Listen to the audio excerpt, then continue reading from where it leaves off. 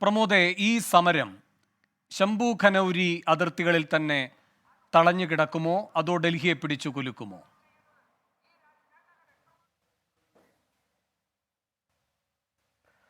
സമരത്തെ ഡൽഹിയിലേക്ക് കടത്താതിരിക്കുന്നതിന് വേണ്ടി നമ്മൾ ഡൽഹിയിലും ഹരിയാന അതിർത്തി മുതൽ ഡൽഹി വരെ ഏതാണ്ട് യുദ്ധസമാനമായ നിയന്ത്രണങ്ങളും അതുപോലുള്ള സജ്ജീകരണങ്ങളുമാണ് സർക്കാർ ഒരുക്കിയിട്ടുള്ളത്. അതുകൊണ്ട് ഫിസിക്കലി ഒരുപക്ഷെ സമരത്തിന് ഡൽഹിയിലേക്ക് എത്താൻ കഴിയുമോ എന്നുള്ളത് മറ്റൊരു വലിയ പ്രശ്നമാണ്. കർഷകർ ഉത്തർപ്രദേശിലെ കർഷകർ കൂടി ഈ സമരത്തിൽ പങ്കാളികളാവുകയും അവർ ഈ പടിഞ്ഞാറൻ ഉത്തർപ്രദേശിൽ നിന്നുകൂടി വലിയൊരു സമരം തുടങ്ങുകയും ചെയ്തു കഴിഞ്ഞാൽ സർക്കാർ കൂടുതൽ പ്രതിരോധത്തിലാവും.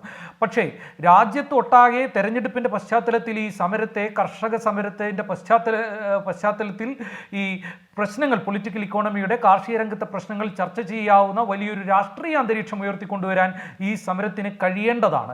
അങ്ങനെ കഴിഞ്ഞാൽ അത് ഈ വരാൻ പോകുന്ന തെരഞ്ഞെടുപ്പിൽ കേവലമായ രാമക്ഷേത്രം പ്രാണപ്രതിഷ്ഠ എന്നൊക്കെ പറഞ്ഞുകൊണ്ടുള്ള മതവർഗീയതയുടെയും ഹിന്ദുത്വ രാഷ്ട്രീയത്തിൻ്റെയും നെറികെട്ട ജീർണമായ അജണ്ടയിൽ നിന്നും ഇന്ത്യയിലെ സാധാരണക്കാരായ മനുഷ്യരുടെ ജീവിത പ്രശ്നങ്ങളുടെ അജണ്ടയിലേക്ക് അടുത്ത തെരഞ്ഞെടുപ്പിൻ്റെ നരേറ്റീവിനെ കൊണ്ടുപോകാൻ സഹായിക്കും.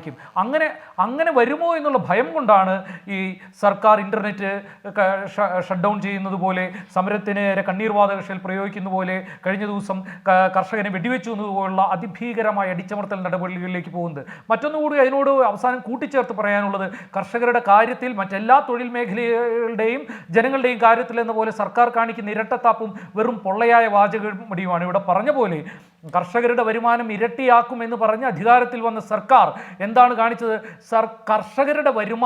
കർഷകരുടെ വാർഷിക വരുമാനത്തിൽ 2.8% പണപ്പെരുപ്പം അടക്കം കണക്കിലെടുത്താൽ കർഷകരുടെ വരുമാനത്തിൽ ഉണ്ടായ വർധന.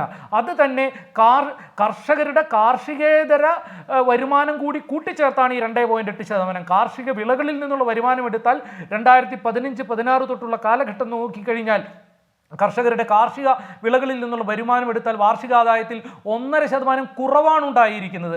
അതുകൊണ്ട് ഇപ്പം നേരത്തെ പറഞ്ഞ പോലെ കർഷകരുടെ വിളയുടെ കാര്യത്തിൽ ഒന്നുമല്ല സർക്കാർ ശ്രദ്ധിക്കുന്നത്, മറിച്ച് കാർഷിക മേഖലയിലെ പരിഷ്കാരങ്ങളുടെ പേരിൽ എങ്ങനെയാണ് അദാനിയെയും അംബാനിയെയും പോലുള്ള കോർപ്പറേറ്റുകൾക്ക് കൊള്ളയടിക്കാൻ, കരാർ കൃഷി പോലുള്ള മേഖലകളിലൂടെ കൊള്ളയടിക്കാൻ പറ്റുക എന്നുള്ളതാണ് സർക്കാർ നോക്കുന്നത്. അതിൻ്റെ ഭാഗമായി കൊണ്ടുവന്ന 3 കാർഷിക മാരണ നിയമങ്ങളാണ് 1 വർഷത്തിലേറെ നീണ്ടുനിന്ന ഇതുപോലുള്ള സമരത്തിൻ്റെ നീണ്ടനാളത്തെ സമരം കൊണ്ട് കർഷകർ പിൻവലിപ്പിച്ചത്. അതുകൊണ്ടാണ് ഇത്തവണത്തെ ഇപ്പോൾ WTO ഒക്കെ പറഞ്ഞു, WTO കരാറിൽ നിന്ന് പിൻവാങ്ങണം എന്നുള്ളതൊക്കെ വലിയ രാഷ്ട്രീയ ആവശ്യമാണ്. എന്തുകൊണ്ടാണ് അത് ഉന്നയിക്കുന്നത്? കേൾക്കുമ്പോൾ നമുക്ക് വളരെ ഐഡിയലിസ്റ്റിക് ആയിട്ടുള്ള ഒരു ആവശ്യമായിട്ട് തോന്നാം. അത് ഉന്നയിക്കുന്നതിൻ്റെ കാരണം എന്ന് പറയുന്നത്, ഈ രാജ്യത്ത് ഒരൊറ്റ പോയിന്റ് കൂടി, വികസ്വര രാജ്യങ്ങളുടെ, ഇന്ത്യ പോലുള്ള രാജ്യങ്ങളിലെ കാർഷിക സബ്സിഡി 50-60% പല മേഖലകളിലുള്ള സബ്സിഡി 10% കുറയ്ക്കണമെന്നാണ് WTO ആവശ്യപ്പെടുന്നത്.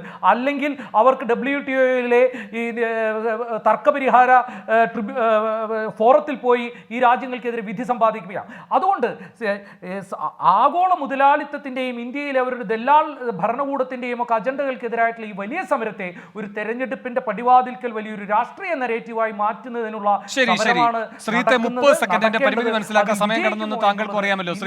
ഭാവിയെ തന്നെ നിശ്ചയിക്കുന്നു. തീർച്ചയായിട്ടും ഞാൻ പെട്ടെന്ന് പറയാനായിട്ട് ശ്രമിക്കാം. ഒന്നാമത്തെ പോയിന്റ്, ഞാൻ ശ്രീ ബിജു, എനിക്കൊന്ന് സമയം തരണം. ഇല്ല, ബിജു എന്നോട് ക്ഷമിക്കണം, ബിജുവിന് സമയം കിട്ടിയിരുന്നു. ഇനിയിപ്പോ ഞാനൊന്ന് പറഞ്ഞോട്ടെ. ഞാൻ നേരത്തെ പറഞ്ഞു, അദ്ദേഹത്തിനോട് ഞാൻ ആവർത്തിച്ച് ചോദിച്ച ചോദ്യമാണ്, MS സ്വാമിനാഥൻ കമ്മിറ്റിയുടെ റെക്കമെൻഡേഷനിൽ C2+50% ആണോ എന്ന് ചോദിച്ചു. അദ്ദേഹം മറുപടി പറയാത്തത് ഒരു സെക്കൻഡ് ഞാൻ പറയട്ടെ. ഇപ്പൊ ഞാൻ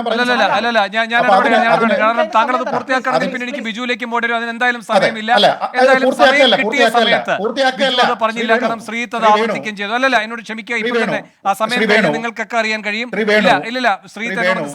9 മണി കഴിഞ്ഞിട്ട് താങ്കൾ 1 മിനിറ്റ് കൂടി ഒരു പാനലിസ്റ്റ് അധികം കൊടുക്കുന്ന സമയത്ത് എനിക്ക് ഗ്യാരണ്ടി ചെയ്യുന്ന 30 സെക്കൻഡെങ്കിലും താങ്കൾ എനിക്ക് തരേണ്ടതാണ്. അതിലൊരു സ്വാഭാവിക നീതിയുണ്ട്.